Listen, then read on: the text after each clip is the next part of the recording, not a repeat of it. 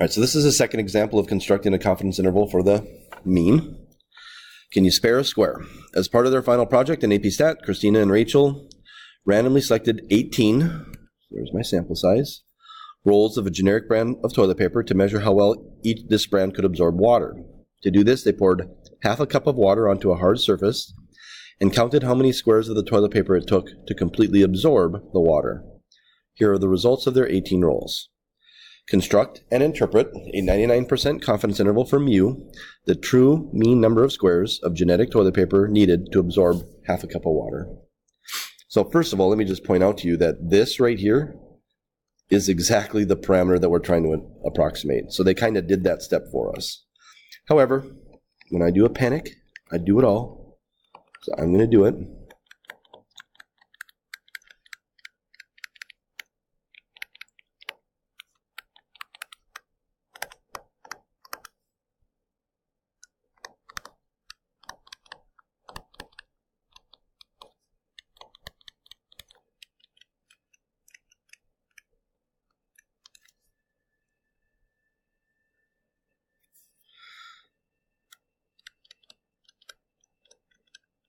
Needed to absorb half a cup of water. Conditions. 1, random. Again, they said they randomly selected. It's probably a lie. They probably did not take a simple random sample. They probably just took a roll of toilet paper that was from the store and used one roll. They cleaned a random sample.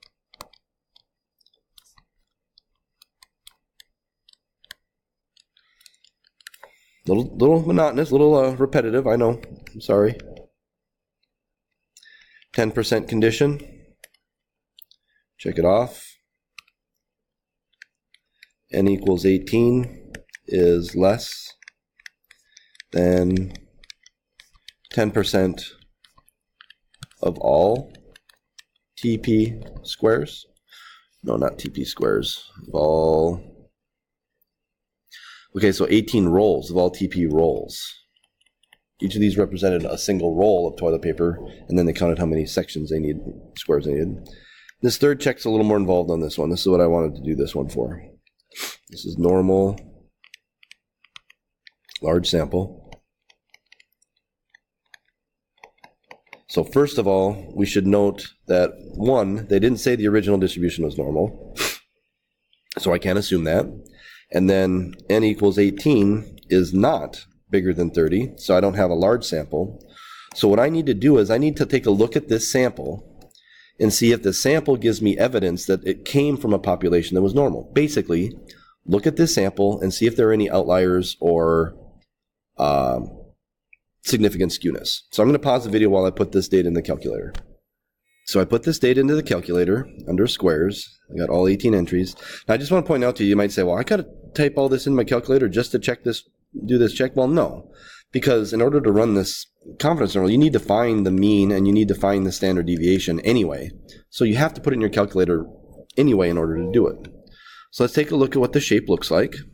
Control, document, graph. Here's my squares. Okay, so I don't see any outliers. You might say, well, maybe it's a little bit skewed to the left. Perhaps it is. You could also look at a box plot if you wanted to. Yeah, this one is a little longer than this, but what we're looking for is not, as long as there's not strong skewness or any outliers, we're good. So now here's the other thing about this. When we check this, we actually have to copy this graph onto our paper. So here's what I'm going to say. First, I got to give the graph, just a little sketch. Take a little picture. And by the way, you could do a dot plot if you wanted. The question kind of becomes, or you can even do a histogram. Which one of these graphs would you rather copy onto your paper? I think you'll probably see that the box plots are the easiest to graph onto the paper. So a little longer, about equal, and then kind of a little longer. So this is the long, and then we had 2 equals.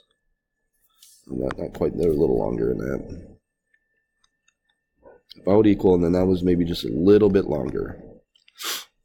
And you don't, this isn't like an official graph, but you probably should just put squares on the bottom.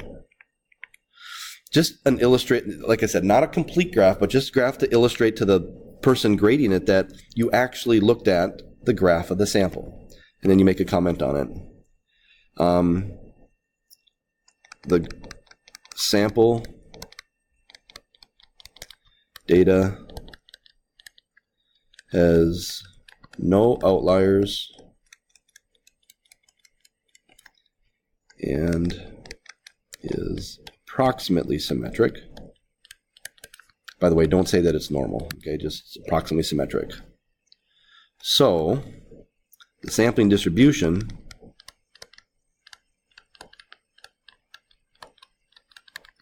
of X bar is approximately normal.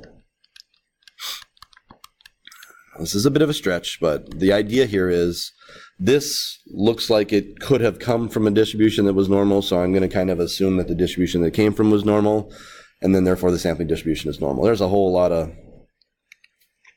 hand waving going on in that step, but what can you do? The nice thing is if this check fails, the confidence interval for means is robust with respect to this third check. So even if it fails, we're probably going to be, not too bad, maybe. Name the test. This is a one sample. T int for mu with degrees of freedom equal to 17. So that's a nice place to add that degrees of freedom in there so we don't forget it. Formula. X bar equals, not X bar. X bar plus or minus T crit times S over square root of N. And if you have the formula, you don't even have to put in the equation with the numbers if you don't want to. But we do need to figure out that T crit. This is 99% confidence, so 0.005 on the tail. And this is a T distribution with 17 degrees of freedom. So the T crit's going to be, I'm going to need a new page. Oh, calculator page. Ah, dang it. Menu. Sorry, I do not feel well. Statistics, distributions.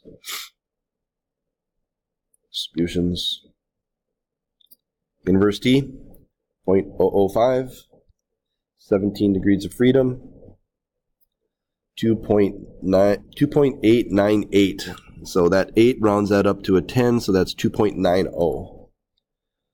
So that is my mean. So 2.90. Negative, who cares? Right, but here's the thing. I still don't know my statistics. I don't know my X bar and my sample standard deviation. But I put it in my calculator already, so I can just go to menu, statistics, one variable statistics. Do the one variable statistics, if you remember, on the square list. So obviously I want this S, so 24.94. 24.94. The standard deviation is 2.859. 2.859. Now to be honest, so here's kind of a little shortcut. Now I obviously could put in the 24.94 plus or minus the 2.90 times the standard deviation divided by the square root of 7. I guess I already did it, so there it is. But you don't really need to put that down. In fact, if you want to skip that step, you're certainly welcome to.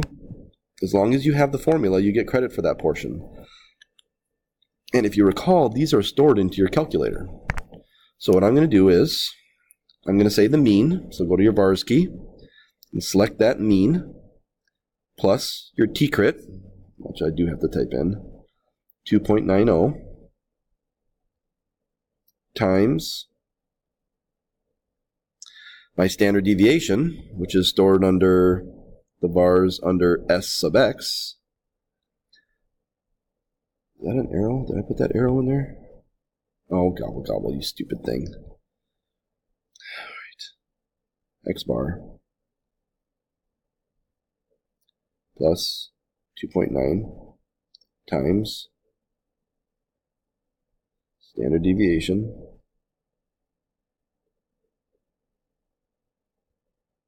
divided by the square root. It's 17 degrees of freedom, but it was 18 sample size. Enter. Kind of a little shortcut, not a huge deal, certainly, but whatever. Minus. So 2.99. I'm sorry, 22.99. 22.99. What are our units? Squares to 26.90, 26.9.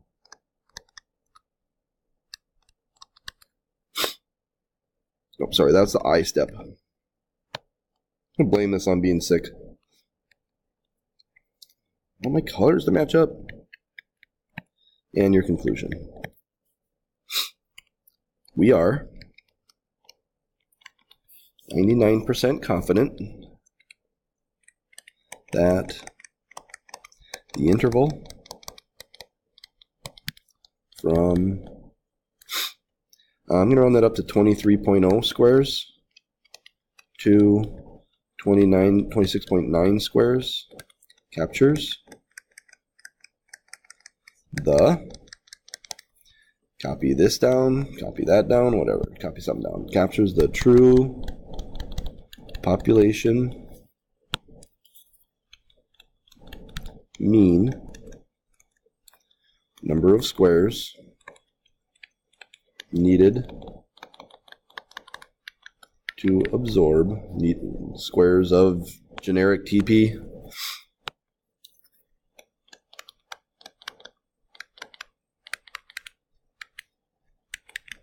needed